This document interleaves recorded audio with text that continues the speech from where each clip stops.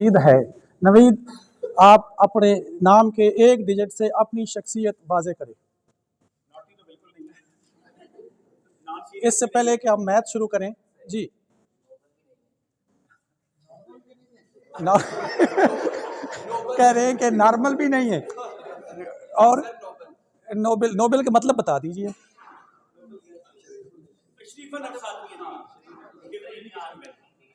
Okay, मेरे ख्याल में अब क्लास शुरू हो सकती है, इसलिए कि वो जो बुझे हुए चेहरे थे वो थोड़े से, कि अगला सवाल किससे होगा।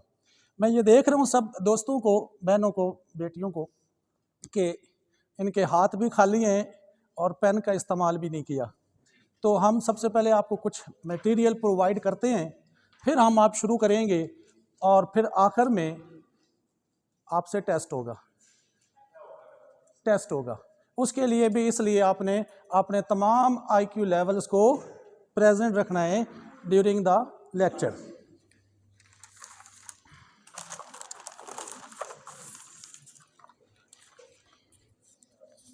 ये मैं एक स्टूडेंट से रिक्वेस्ट करूंगा कि वो, ये थोड़े हैं और दो दो को एक दे दे।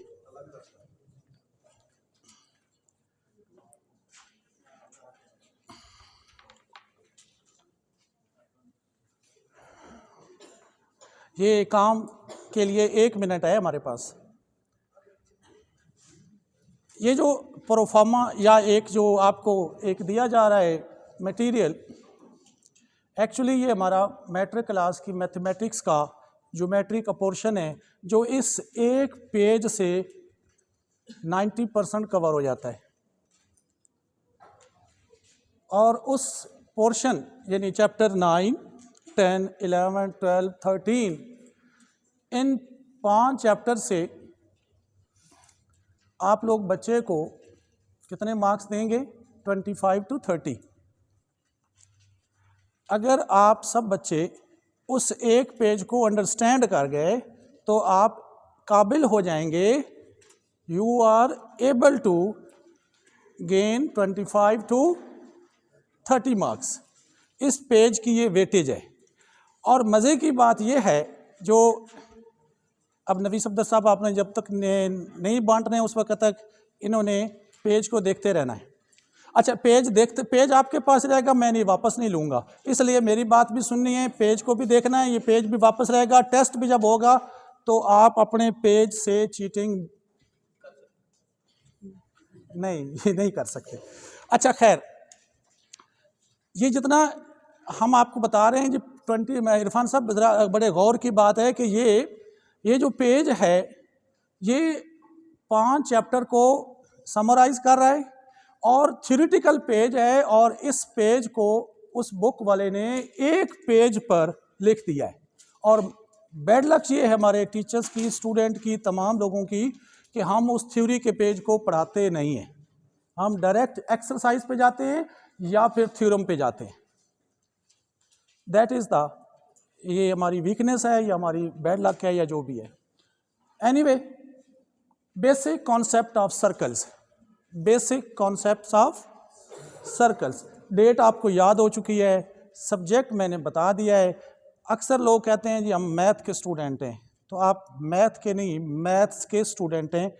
मैथ और मैथ्स में ये फ़र्क है कि आपको एस लगाना होगा। मैथ का मतलब होता है सिर्फ कैलकुलेशन, और जब भी आप कहीं उठेंगे बैठेंगे तो कैलकुलेशंस करेंगे। सिर्फ 2 लिखा हो तो उसको आप मैथ कह सकते हैं, लेकिन सिर्फ 2 से तो काम नहीं चलेगा, तो 2 + 2 करना होगा, तो फिर मैथ्स बन जाएगा। इसलिए ये अक्सर हम देखते हैं पेपर में इधर उधर मिस्टेक्स होती हैं। एनीवे, बेसिक कॉन्सेप्ट्स ऑफ, बोल लीजिए क्या?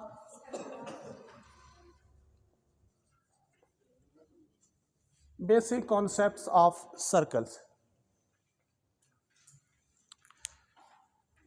सर्कल्स है क्या? What is circle? पहला ही सवाल, व्हाट इज सर्कल? जी आवाज़ आई, अच्छी आवाज़ है, बोले, शाबाश। Circle is a shape. कैसी शेप है? पिज़्ज़ा खाया है? पिज़्ज़ा किस किस ने खाया है? ओ मैडम ने हाथ उठाया, मैडम रबिया ने। पिज़्ज़ा सर्कल है, पिज़्ज़ा सर्कल है। सर्कल को हम मैथमेटिक्स के लोग 360 हिस्सों में डिवाइड कर सकते हैं, 360 हिस्सों में डिवाइड कर सकते हैं। हर हिस्से को एक डिग्री कहते हैं, हर हिस्से को एक डिग्री कहते हैं, इक्वल पार्ट्स। और अगर सर्कल मैं यहाँ पे बनाऊं, क्योंकि लाइट नहीं है और डिस्टरबेंस हो रही है, एनीवे ये जो इसका फिक्स पॉइंट है इसको हम ओरिजिन या सेंटर ऑफ सर्कल कहते हैं। इसको हम क्या कहते हैं? आप अक्सर बुक में लिखा हुआ देखता है कि a circle with centre O. O means origin, O means origin. It is a fix point, it is a, कोई पॉइंट P है किसी इस सर्कल के ऊपर, एक पॉइंट P है सर्कल पर जो रोटेट करता है इस फिक्स पॉइंट ओरिजिन के आसपास, और हर दफ़ा जब वो रोटेट करता है तो उसका डिस्टेंस इक्वल रहता है। उस इक्वल डिस्टेंस को हम रेडियस ऑफ सर्कल कहते हैं। उस इक्वल डिस्टेंस को हम क्या कहते हैं? रेडियस ऑफ सर्कल कहते हैं। यानी O जो है, O से P, और P यहाँ आ जाएगा तो O से P, P यहाँ आ जाएगा तो O से P, P यहाँ आ जाएगा तो O से P। जितना भी ये रोटेट करता रहे, हर दफ़ा जो डिस्टेंस होगा वो इक्वल होगा, और उस इक्वल डिस्टेंस को हम क्या कहेंगे? रेडियस ऑफ सर्कल कहेंगे। आसान है जी, come on the point. Point P rotate कर रहा है इक्वल डिस्टेंस से, that is called the radius of the circle. ये जिस पॉइंट जिस जगह पे मूव कर रहा है, ये पूरा एक दफ़ा जब रोटेट कर लेगा अपनी बाउंड्री पर, तो उसे हम सरकमफेरेंस कहेंगे। उसे हम क्या कहेंगे? सरकमफेरेंस। सरकमफेरेंस को आप कैपिटल C से शो करेंगे, और इसको कैलकुलेट करने के लिए 2πr का फार्मूला इस्तेमाल करेंगे। 2πr का, 2πr। अब इसमें r तो मैंने बता दिया क्या है, रेडियस है। अब पाई का जी कोई बताएगा व्हाट इज पाई? जी कहीं से आवाज आई जी, 22/7 वैल्यू बता दी। वैल्यू नहीं बतानी, रेशो है between and the diameter. Ratio है बिटवीन सरकमफ्रेंस और डायामीटर का। रेशो है सरकमफ्रेंस और डायामीटर के दरमियान में जो रेशो है वो पाई के बराबर है। अब इसमें जब आप कहते हैं कि ये किसके बराबर है, ये बराबर है 22/7 के, 22/7 के। तो इसका मतलब क्या हुआ कि अगर सरकमफ्रेंस 22 सेंटीमीटर मीटर किलोमीटर हो तो फिर डायमीटर कितना होगा उस सर्कल का? 7। अब ये छोटे से छोटा सर्कल हो या बड़े से बड़ा सर्कल हो, तो आंसर आपका यही आएगा कि सरकमफ्रेंस इसी रेशो से बढ़ता जाएगा और डायमीटर उसी रेशो से बढ़ता जाएगा। यानी अगर आप किसी भी सर्कल की सरकमफ्रेंस को डायमीटर से डिवाइड करेंगे तो रिजल्ट क्या निकलेगा? 22/7। और इसके साथ जब ये कांस्टेंट निकलेगा तो ये तमाम सर्कल की तमाम कैलकुलेशंस के लिए पाई का हम यूज़ करेंगे। चाहे आपने सरकमफ्रेंस निकालना है, एरिया ऑफ सर्कल निकालना है, वॉल्यूम ऑफ सर्कल निकालना है, एरिया या उसके अंदर जो उसके सेगमेंट्स होते हैं उनकी कैलकुलेशन करनी है, तो वो तमाम के अंदर आपने पाई का यूज़ करना है। जी आगे चलते हैं। हम क्या करते हैं, यहाँ पे फ़र्ज़ किया कि ये एक पार्क है और पार्क के दरमियान में एक फाउंटेन लगा हुआ है जिसका नाम हमने ओरिजिन रखा हुआ है। तो इन्होंने कहा कि एक साहब ने कहा मुझे कि जी आपने, मैं पॉइंट P पर खड़ा था और पॉइंट P से मैं होता हुआ आपके ओरिजिन से गुजर के अगले पॉइंट P पर चला गया। एक साहब ने मुझे कहा कि आप पॉइंट P पर खड़े थे, पॉइंट पी से चलते हुए पहले फाउंटेन पे आए और फाउंटेन से ओरिजिन से होते हुए अगले पॉइंट पी पर चले गए। यहाँ line segment which Passage through the centre of the circle is called its diameter, is called its diameter. Diameter में कितने रेडियस हुए? 2 रेडियस हुए। डायामीटर में कितने रेडियस हो गए?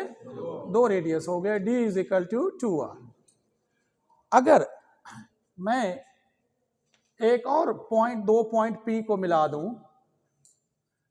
एक 2 और पॉइंट P को P और P डैश कर दूं या A B कर दूं या C D कर दूं, मैं सेंटर से नहीं गुजरा, फाउंटेन से नहीं गुजरा,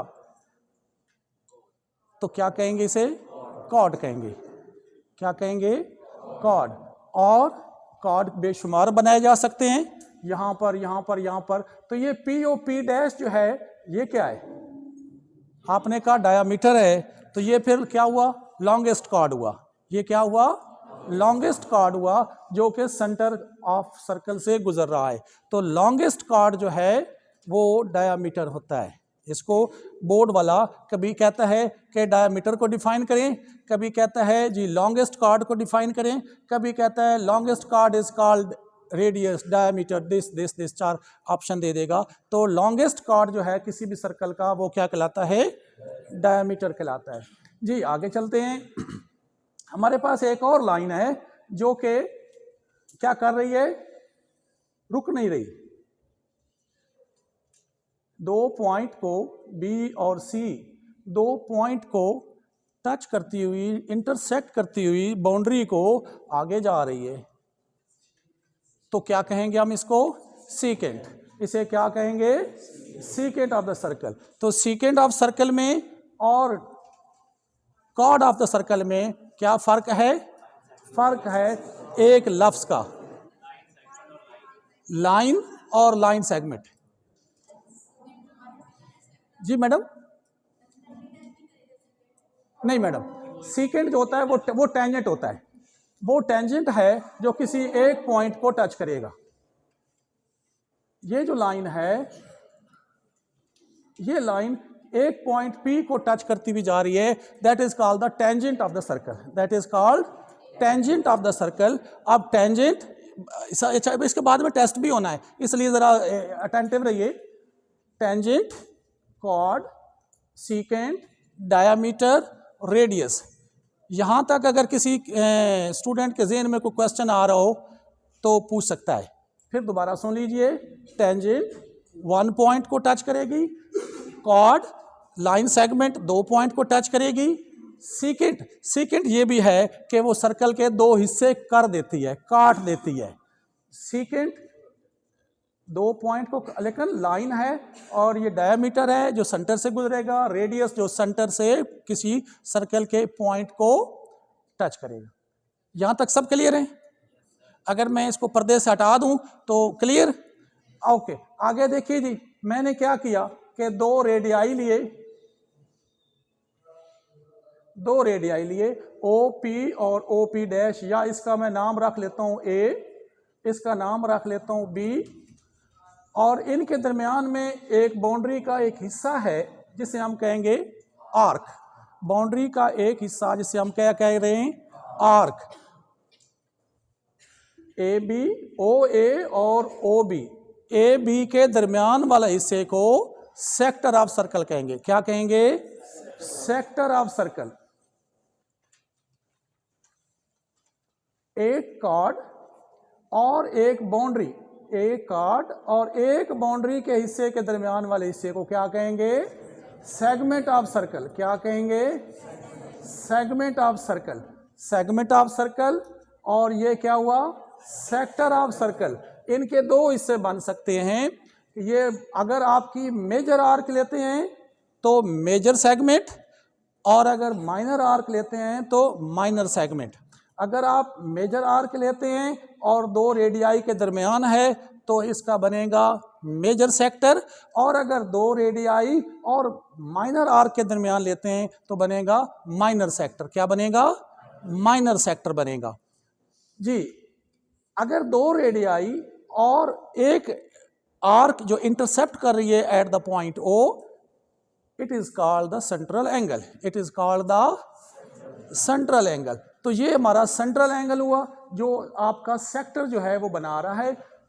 अगर आप दो कार्ड मिला दें, अगर आप दो कार्ड मिला दें तो ये बनेगा, क्या बनेगा, सरकम एंगल। क्या बनेगा, सरकम एंगल। तो सरकम एंगल और सेंट्रल एंगल का जो रिलेशन है वो ये होता है कि 2:1। सेंट्रल एंगल हमेशा डबल होता है किससे, सरकम एंगल से। सेंट्रल एंगल हमेशा बड़ा होता है, डबल होता है किससे, सरकम एंगल से। और सरकम एंगल हमेशा बाउंड्री पर बनता है और ये कॉमन पॉइंट होता है दो कार्ड का, और सेंट्रल एंगल होता है सेंटर पर, और ये कॉमन पॉइंट होता है दो रेडियाई का, दो रेडियाई का। अब जो इरफान साहब हैं ये हमें घूर घूर के देख रहे हैं, इसलिए हम ज़रा इस तरह अब क्वेश्चन भी इरफान साहब से भी करने हैं।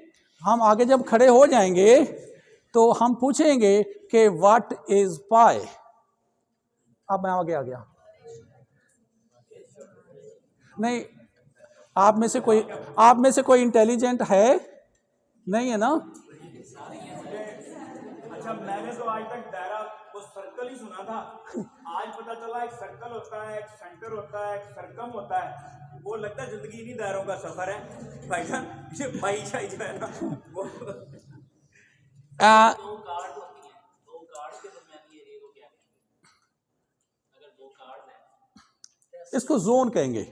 अगर आपके पास दो कार्ड जा रहे हैं और दो कार्ड जो हैं वो पैरेलल जा रहे हैं तो उसके दरमियाने एरिया को हम क्या कहेंगे, जोन ऑफ द सर्कल। क्या कहेंगे, जोन ऑफ द सर्कल।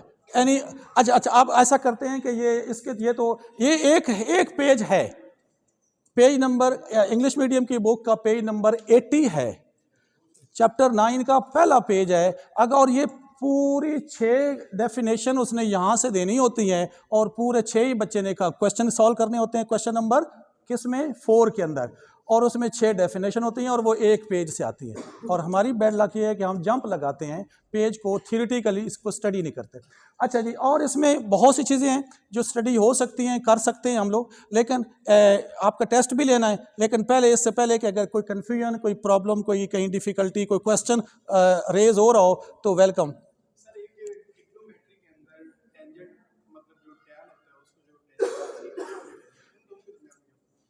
जी होता यूं है, देखें ये जो कर्व होता है ना जी, अब आप ज़रा एहतियात सुनिएगा सर। ये जो कर्व होता है, ये जो सर्कल बनाता है, इसके किसी एक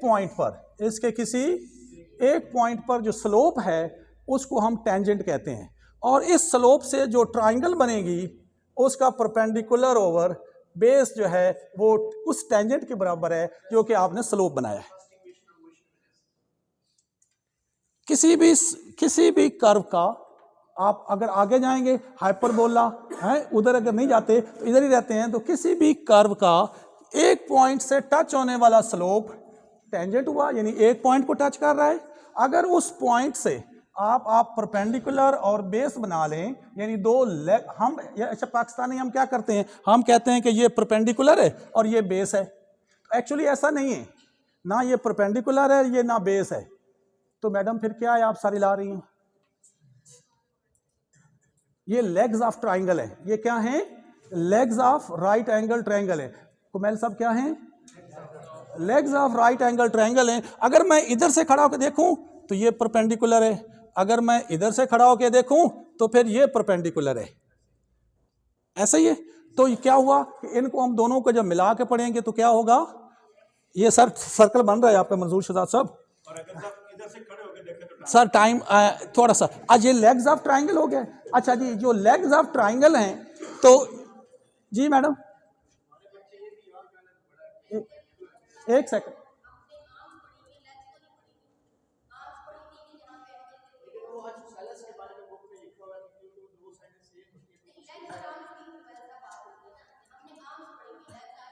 जी ये होते हैं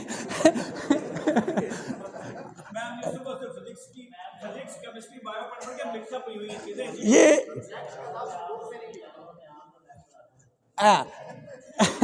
अच्छा जी, एनीवे तो ये जो होते हैं, आप इसको किसी साइड पे भी देखेंगे तो ये जो हमारी इंटरनेशनल जी इस्लाहात हैं उसमें इसको हम कहते हैं लेग्स ऑफ ट्रायंगल। फिर इसको डिटेल में जो लेके गया वो पैथागोरियन जो है, पैथागोरस जो था वो उसको डिटेल में इसको सोल्यूशन में ले गए। चलो अब इससे पहले कि इरफान सब नाराज़ हूँ, अब इसका फिर क्या होता है सर, आपका स्लोप समझ में आ गया, टेंजेंट समझ में आ गया, एनी मोर क्वेश्चन? इससे सर टेस्ट लेना अभी मैंने, बस 1 सेकंड लगेगा टेस्ट में, 1 सेकंड। और जी सर को एनी क्वेश्चन?